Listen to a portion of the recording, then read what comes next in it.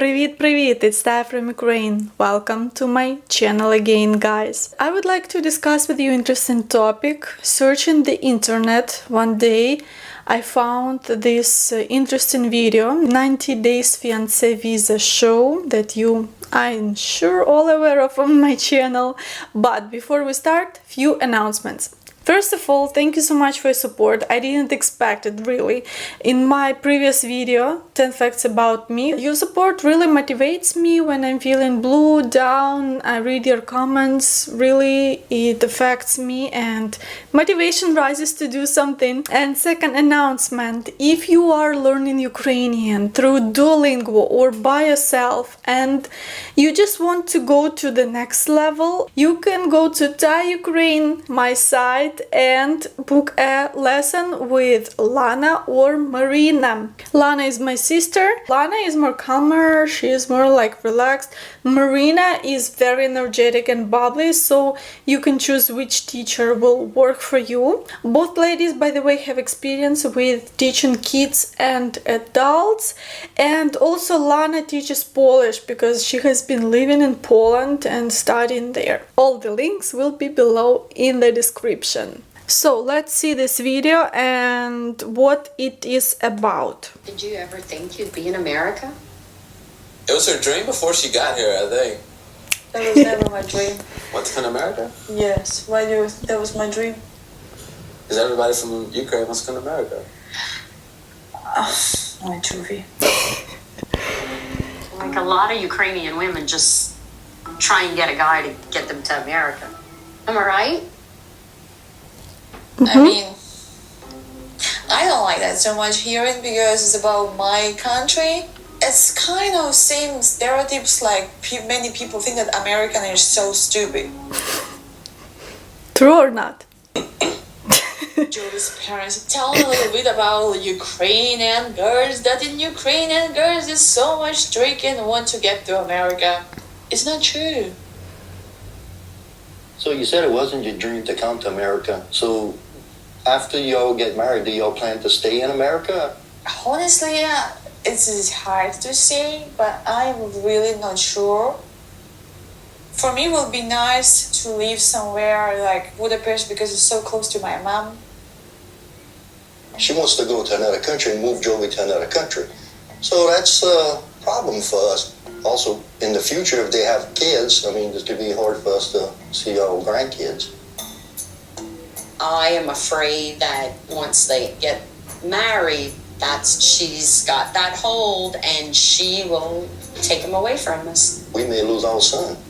Okay, I don't know how these shows are real. Let's pretend they are real and we just comment what we see here. First of all, I'm confused. Mom became like, so all girls want to go to America. We know you crafty girls.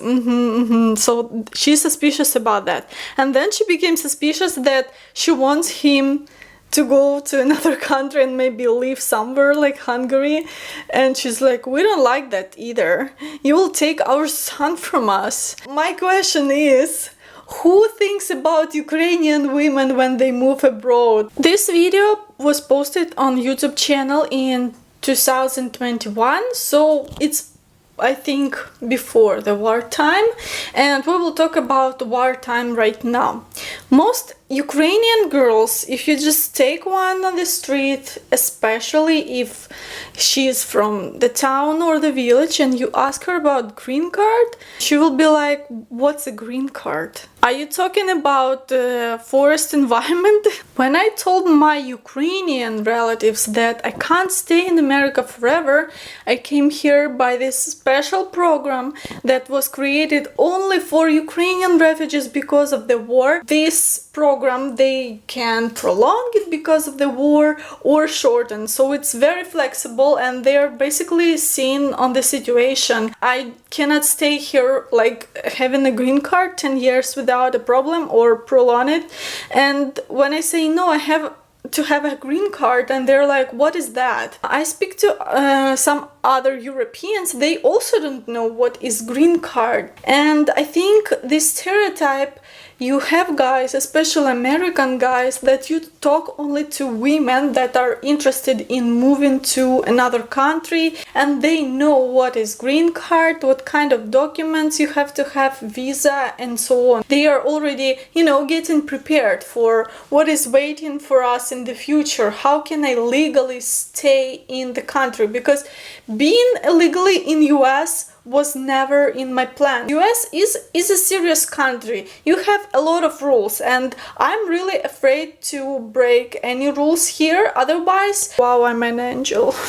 You will never ever have the opportunity to enter US legally then. I don't know how people live in America illegally, honestly saying. I think it's easier for those who have the land border, for foreigners who have a land border with US, because for us, I can only go by plane, and illegally I cannot come to America. I was asked at the airport to prove my documents, and if the airline is getting anyone without documents to their plane, they will be fined. So I was flying from Paris, and they checked me 2 times and was pausing me, and I was pausing the line behind me, and I was checked once before I was checking in. The second time was just before I was landing on the plane, because this program that I came here by, I don't have a visa. So it's a program like, paper and stuff. It doesn't give you any stamps in the passport or visa. They were calling each other at the airport just to check in if I'm lying, because this is a new thing. So the stereotypes that all Ukrainian girls want to move to America, I think came from the end of Soviet Union, from 90s. That was very hard time for anyone who was part of Soviet Union, because it was a collapse of everything.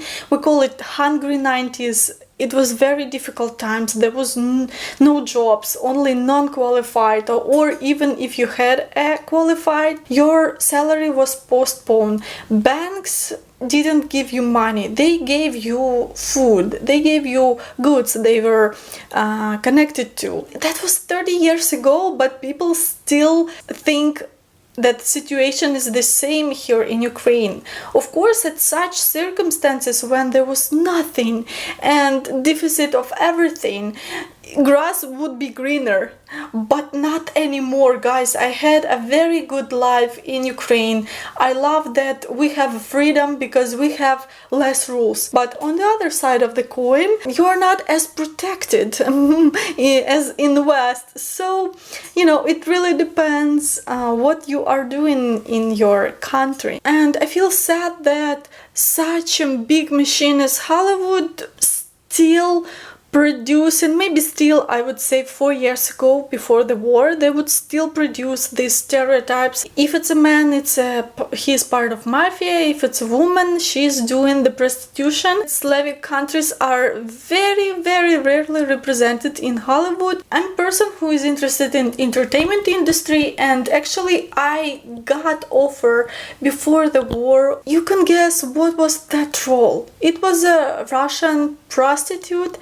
On one point, I felt happy that I was noticed. On the other point, why this way? I can do accents in different languages. I can dance. I dream about getting a role in maybe some fantasy movie or period movie, and with the accent, you don't have a variety of acting roles. As a person who lived now for some time in other countries, this is the longest time I ever been away from my home. And to tell you realistically, it's harder than I thought, because you have to step away from all the comfort things Now, talking realistically, during the war or before the war, you have to have savings to move abroad, and to think realistically what you will do there. I know example of a couple, they are like my parents' age, and a girl, she was early 20s when they moved to Canada. Now, her parents have Soviet diploma, not existing country anymore. What kind of job they can have with Soviet diploma and with intermediate English? They were ready for that. To get the invitation to Canada, or I don't really know what program they went to. I think it was invitation.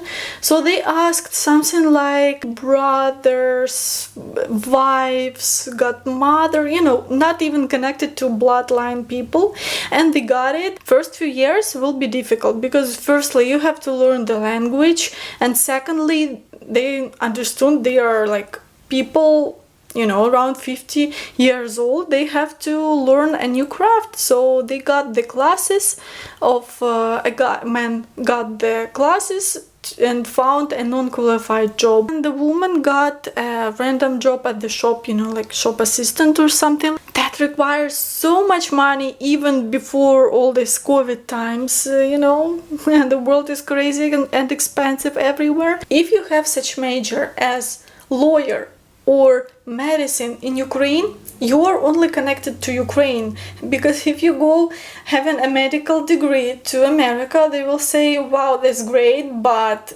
please go to classes and prove your knowledge. Medicine, it's super complicated, and you have to understand that I was a doctor and now I am sweeping streets abroad, and that's not the life I was dreaming about. It would be hard to say goodbye to comfortable life. You have to have a lot of motivation to do this. Though before the war, our National University of Shevchenko was in top 100 universities in the world.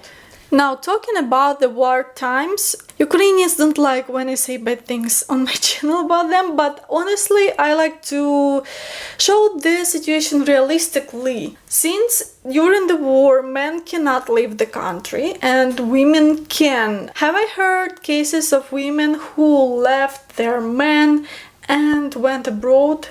Yes. Does it mean that all Ukrainian ladies have no morals and they are ready to leave their husbands or boyfriends? No, I know many couples that stayed in Ukraine and their relationships even got stronger because they decided to get married. The girls I know, they have either foreign boyfriends or Ukrainian boyfriends, but they all got married during these war times. Well, we are in our late 20s, time is ticking by Ukrainian standards, plus the war really changed your vision on life. When I look at the groups in Telegram or Facebook, Ukrainians in America, and I see messages like, wow, I am here in America, where do I get free stuff? Where do I get a sponsor that will sponsor me and give me accommodation, food and stamps and any other help? The only thing that unites me and this person is passport and the language, basically, because I don't understand what's in these people's mind. When I told my grandma a story of my friend who won a green card and can't find a job here in America for around a year with a lot of qualifications and maybe 6 years of experience in IT or something, she said, well, why America gave hope to this person and not helping, giving free stuff or job? I'm like, I was laughing, everyone was laughing who heard this, and they said, well, yeah, America is not Soviet Union. You have to be responsible for your own life here, and that's clear. That's what you have to understand before coming to America. Of course, she is from different generation and different country, but she's not lazy. In Soviet Union, there were no people who didn't work. There were no housewives. Otherwise, you are a bad person and you can go to jail. So everyone should be workaholic, but you get free stuff. Well, you understand how free those stuffs are, but at least people thought they were free. Even to go now as a refugee to another country, you have to have money, because Western countries does not pay you for tickets. $100, it's like super minimum, especially if you are from Western Ukraine and you go to Poland. Yeah, it will be cheap, but if you have to cross the whole country and you go to Netherlands, for example, that's gonna be expensive. When I got a refugee status in France, I got free medical insurance, some food, free food once a week, and some money. I don't remember the amount, around 300 euros or something like this. Since me and my mom, and we also had a dog, we are not elders, we are not kids, we didn't have the free accommodation because elders and family with kids are in priority. Hopefully, because of my sister's job, we got 1 month for free accommodation, but then I paid 1,000 euros per month. A lot of Ukrainians think that they will go to another country and get only free stuff. That was the case at the beginning of the war, before it was figuring out. There are a lot of cuts right now for Ukrainian refugees in Europe. And then after France, I came back to Ukraine, and from village asked why we came back. There are free accommodation in Bulgaria, you know, free stuff. Go catch your free stuff. I'm like, why should I go there? Bulgaria, it's a great tourist destination for resorts, and they have a sea, Black Sea. I think some Ukrainians who have never been abroad think that for us, for refugees, Europe will be like top 5-star resort. So my life will be like, I wake up, open the curtain, I see the sea, and I go there just few minutes, and then I take my cocktail, pina colada, drink, and this is my fantasy refugee life. And the reality is a bit different. You have to go to job, and some countries, they check up on you, they ask you to go to office, whether you learn the language, whether you are looking for job or you have what kind of status, maybe part-time job and so on. And I have people who are in Ireland and Germany, they do this, and government helps you with some classes for language or maybe get some kind of a profession. North America was in my bucket list, and I think if not the war, I would not visit America in the nearest future, because getting a tourist visa here, it's a lottery. It depends on the person whom is entering you. You have to provide a lot of documents to prove that you will come back to Ukraine. And when I say that to Americans, they got confused because they see a lot of immigrants from other countries and they think it's very easy to go to America. So my point is, I forgot.